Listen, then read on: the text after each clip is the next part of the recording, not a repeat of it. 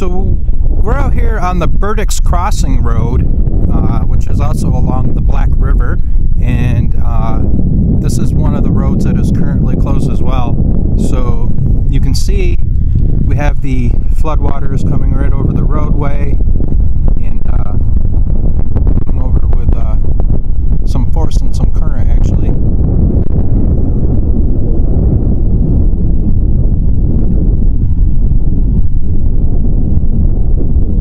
So this is the Burdicks crossing road,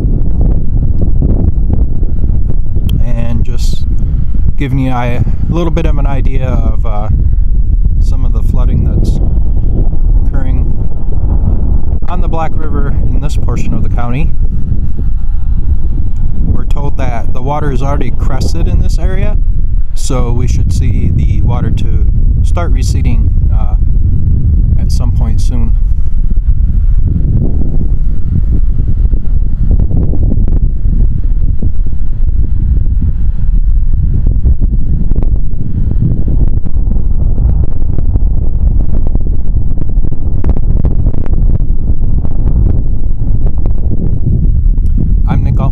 with linkinglewiscounty.com.